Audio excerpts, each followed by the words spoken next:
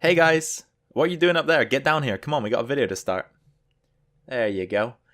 My name's Hocus Pocus and welcome back to the Minecraft Let's Play. This is episode 23 now. And you might guess what we're going to do today based on what I said last episode and where we are right now in the base. Today we're going to be working on our kelp farm, and more specifically the part of the kelp farm that smelts the kelp into dried kelp. So far I've dug out a little bit of an area. So from here to the other end is 15 blocks, and we have a 7 wide opening carved out into the wall. So we've got 2 of those, 1 on each side. In this 7 wide opening is where the furnace array is going to go. So what the plan is, we're going to have 7 furnaces along the wall. We're going to have some hoppers that feed into them, hoppers that release items out of them into chests. And basically we're going to design an array that allows the furnaces to be activated simultaneously so that it's the most efficient setup that we can possibly achieve. And then if we can afford to fit the redstone in, I want to also create a switch that will allow us to turn this thing into a temporary experience farm so that we can manually pull some of the kelp out and grant ourselves huge amounts of experience that's been saved up inside of the furnace. So I'm not the best at redstone. I'm not a redstone magician. I'm going to follow a few tutorials online and hopefully we can work this out between us and come up with something that is functional and looks good and does the job basically. So now that I've got my areas dug out and ready to go, I'm going to just throw down another torch here to light things up, and I'm going to pop off camera for a second, and when I get back you guys will see the furnace array in all its glory. Alrighty guys, so I've got one of the furnace arrays set up in our kelp smelting area, and it's behind me. Doesn't it look beautiful? I'm kidding, it looks horrible.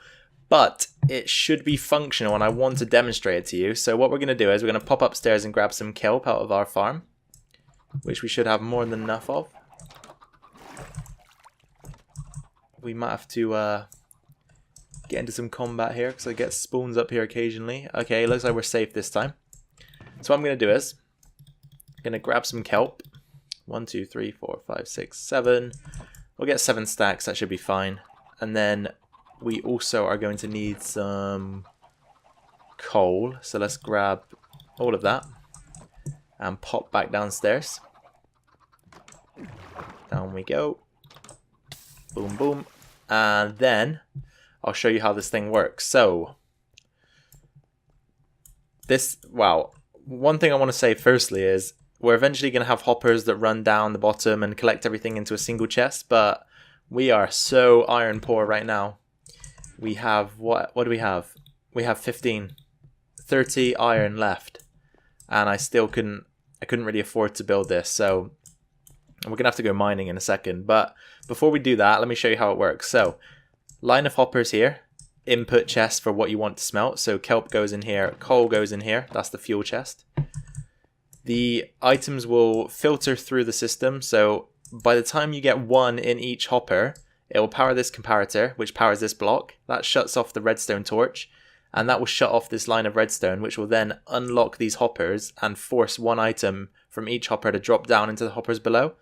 And then it will repeat again, force another item from each hopper down below. So it will essentially drop 1 item into each furnace at a time, forcing the furnaces to run simultaneously rather than filling up 1 furnace with 64 items and then filling up the next. So let's give it a run and see what happens. Let's bung in a load of kelp, and you'll see this shut off. There you go. And then the same for the coal. Let's bang it in there, and you should see all the furnaces come on simultaneously. There we go.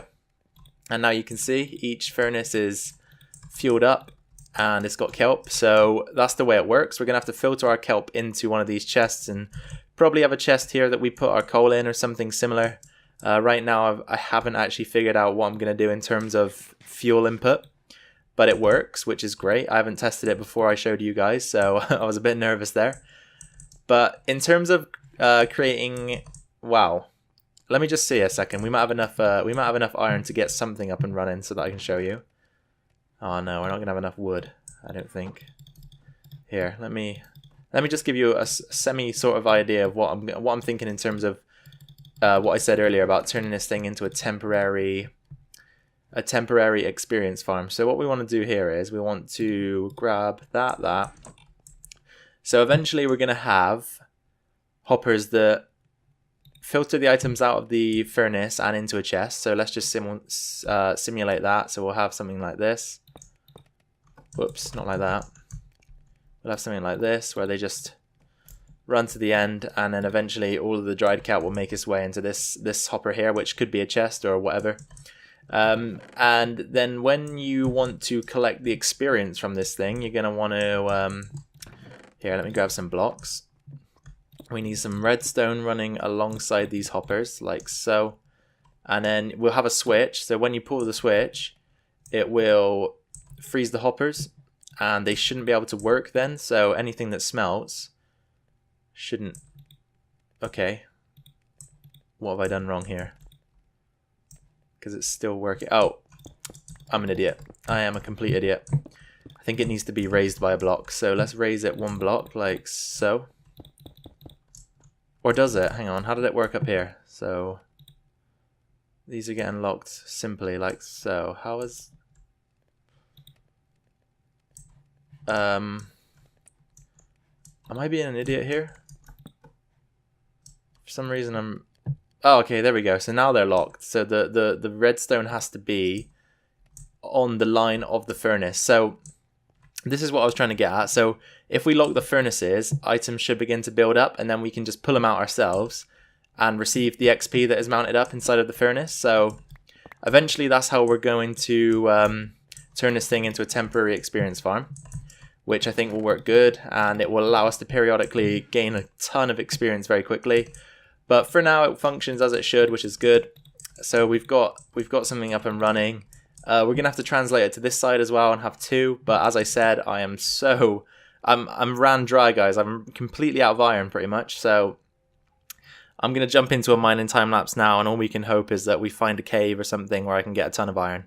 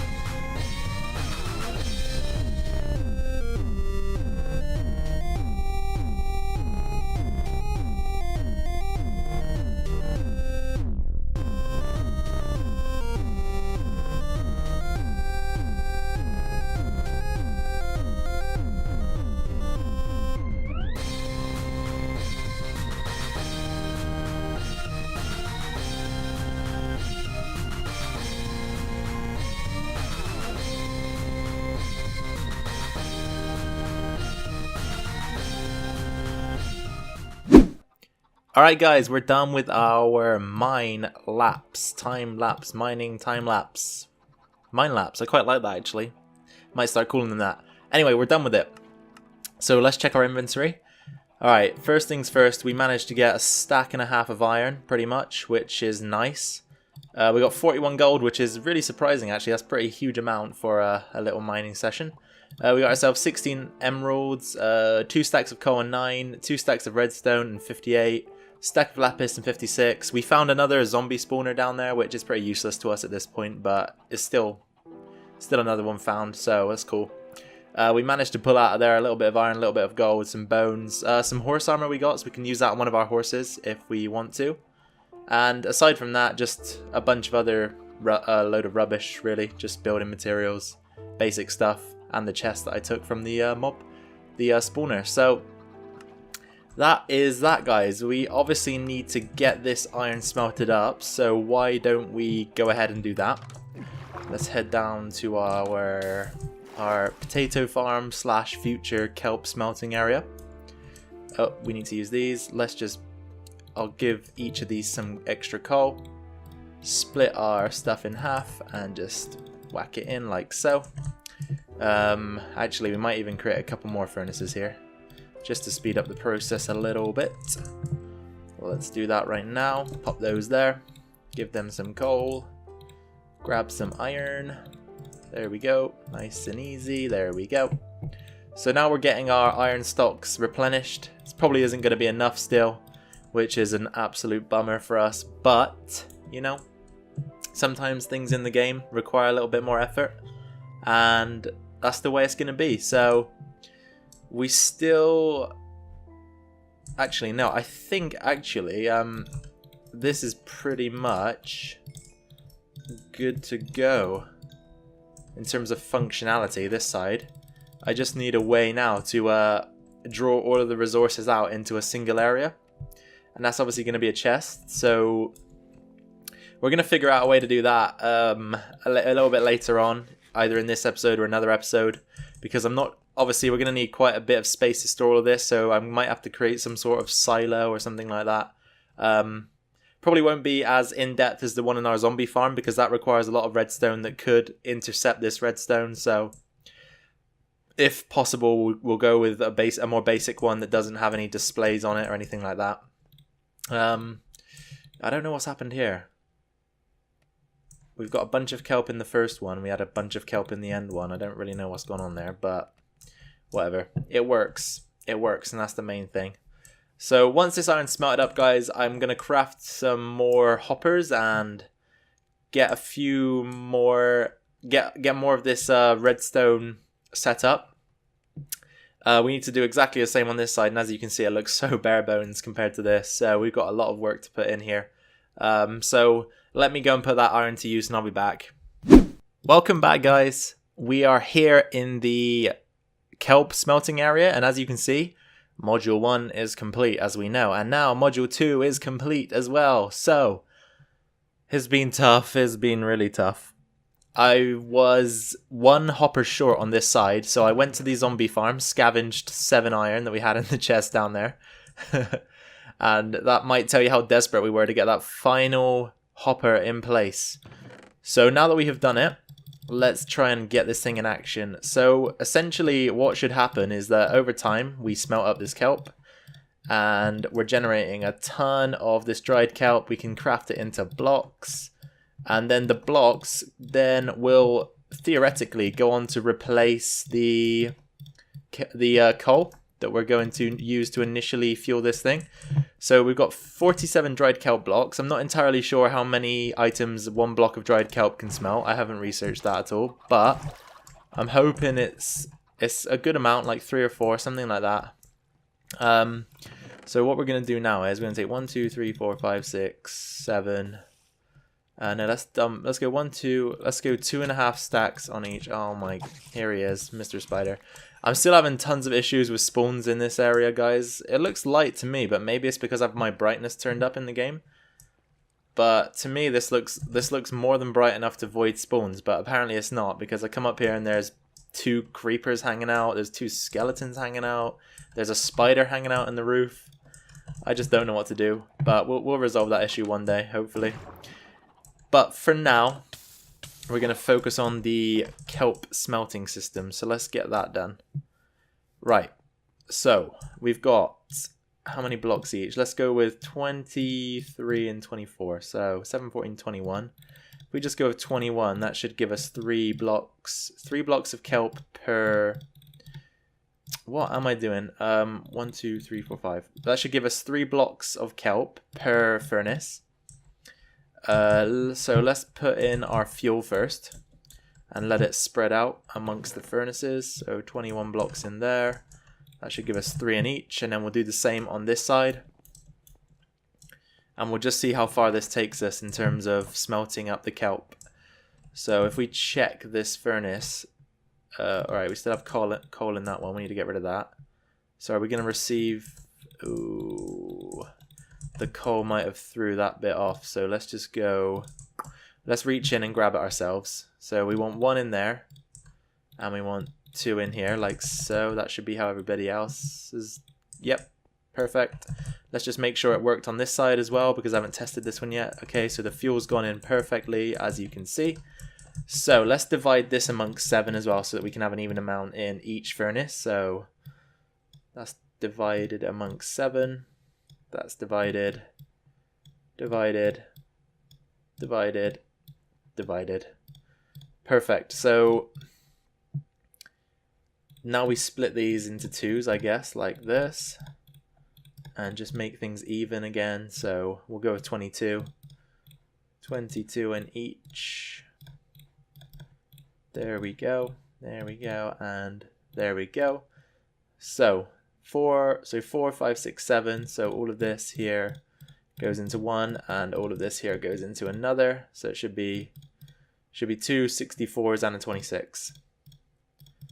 2 64s and a 26. Nice. So let's put that into the kelp chest like so. And that should divide amongst the furnaces equally as well. Let's pop all of this stuff into the chest. Right, so now you can see the furnaces are beginning their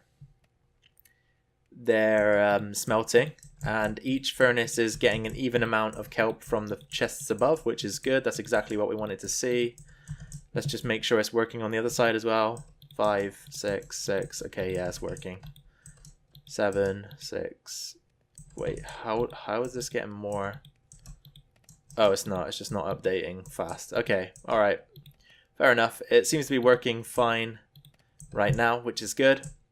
All of the kelp is filtering out, I imagine. Yep, the kelp's filtering out perfectly. So I just want to hang around a second and see how much each of these blocks smelts. It's looking good so far. It looks like it does. Is it just not updating, or is this the 3rd block now? I have no idea what's going on. Let me check the hopper.